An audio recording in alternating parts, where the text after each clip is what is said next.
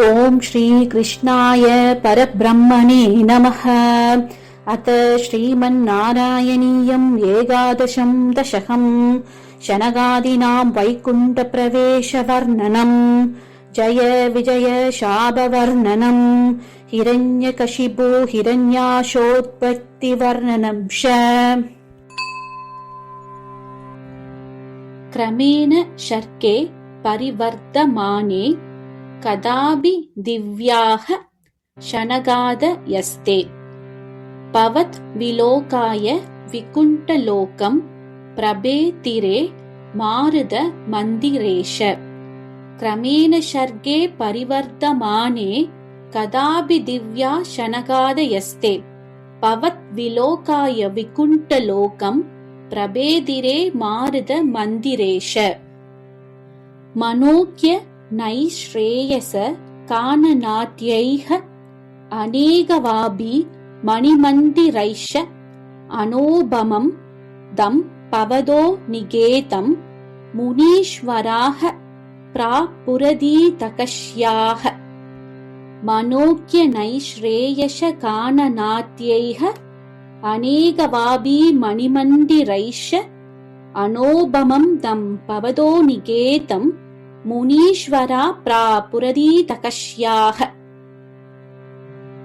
भवद्दिक्रुषून् भवनं विविशून् त्वास्तौ जयस्तान् विजयोऽप्यरुन्दां तेषां शशिद्धे पदमापकोपः सर्वं भवत्प्रेरणयैव भूमन्। भवद्दितृषून् भवनं विविशून् त्वास्तौ जयस्तान् विजयोऽप्यरुन्दां तेषां शशिद्धे पदमापकोपः सर्वं भवत्प्रेरणयैव भूमन्। वैकुण्ठलोकानुषितप्रचेष्टौ कष्टौ युवां दैत्यगतिं भजेतम् इति प्रसप्तौ भवदाश्रयौ तौ हरिस्मृतिर्नोस्त्विति ने मधुस्तान्। वैकुण्ठलोकानुषितप्रचेष्टौ कष्टौ युवां दैत्यगतिं भजेतम् इति प्रसप्तौ भवदाश्रयौ तौ हरिस्मृतिर्नोस्त्विति ने मधुस्तान्। तदेतदाज्ञाय भवानवाप्तः सहैव लक्ष्म्या बहिरम्बुजाश खगेश्वरां शार्बिद शारुबाहुः आनन्दयंस्तान् अभिराममूर्त्या। तदेतदाज्ञाय भवानवाप्तः सहैव लक्ष्म्या बहिरम्बुजाश खगेश्वरां शार्बिद शारुबाहुः आनन्दयंस्तान् अभिराममूर्त्या। प्रसाद्य कीर्ति स्तुवदो मुनीन्द्रान् अनन्यनाथावद पार्षदौ तौ सम्ब्रह्मयोगेन भवैस्त्रिभिर्माम् उपेदमित्यात कृपं न्यकादीः। प्रसाद्य कीर्ति स्तुवदो मुनीन्द्रान् अनन्यनाथावद पार्षदौ तौ सम्ब्रह्मयोगेन भवैस्त्रिभिर्माम् उपेदमित्यात कृपं न्यकादीः। त्वदीयप्रीत्यावद काश्यपात्तौ शूरारिवीरा उदितौ तितौ त्वौ सन्ध्याशमुत्पादन कष्टश्रेष्ठौ यमौ शलोकस्य यमा विवान्यौ।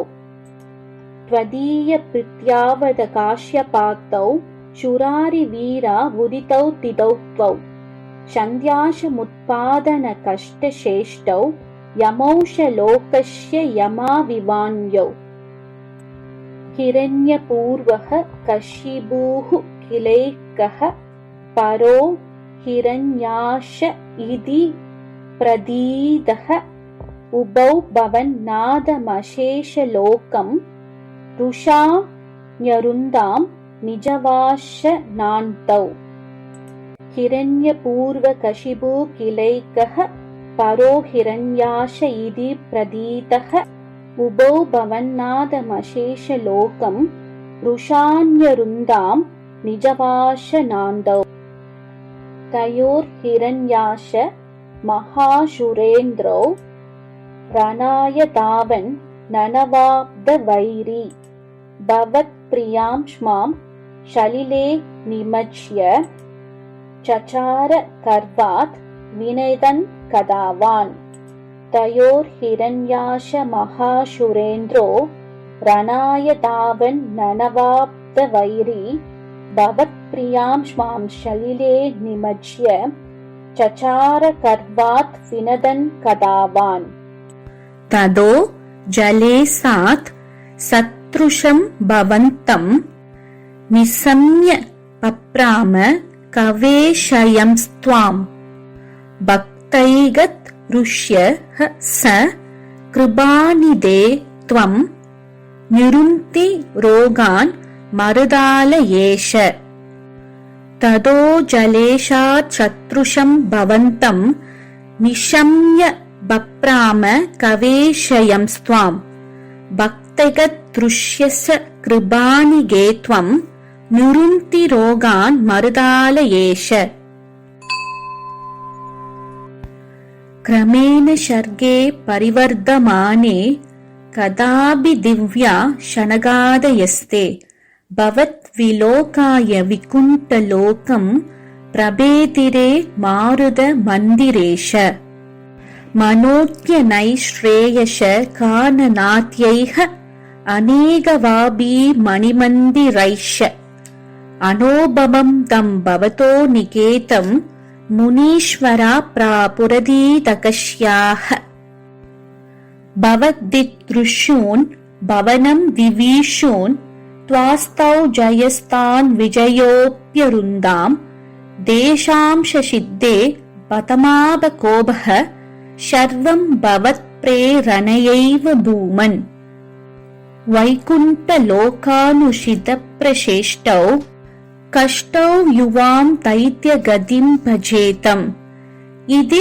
प्रशप्तौ भवदाश्रयौ तौ हरिस्मृतिर्नोस्त्विति ने मधुस्तान् तदेतदाज्ञाय भवानवाप्तः सहैव लक्ष्म्या बहिरम्बुजाश खगेश्वरां शार्बितशारुबाहुः आनन्दयांस्तानभिराममूर्त्या प्रशात्य कीर्पि स्तुवदो मुनीन्द्रान् अनन्यनाथावद पार्षदौ तौ शम्ब्रह्म योगेन भवैस्त्रिभिर्माम् उभेदमित्यात कृपम् न्याकादिः त्वदीयप्रीत्यावद काश्यपाक्तौ शुरारिवीरावुदितौ तिदौ त्वौ सन्ध्याशमुत्पादनकष्टशेष्टौ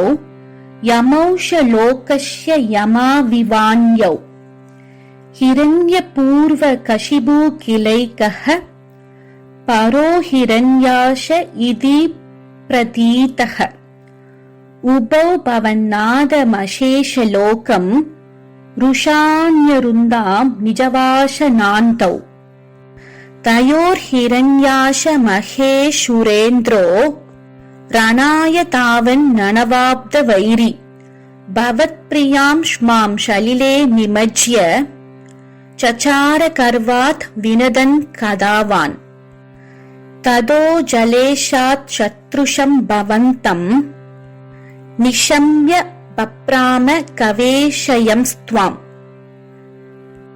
भक्तैगदृश्यस्य कृपानिदे त्वम् निरुन्ति रोगान् मरुदालयेश।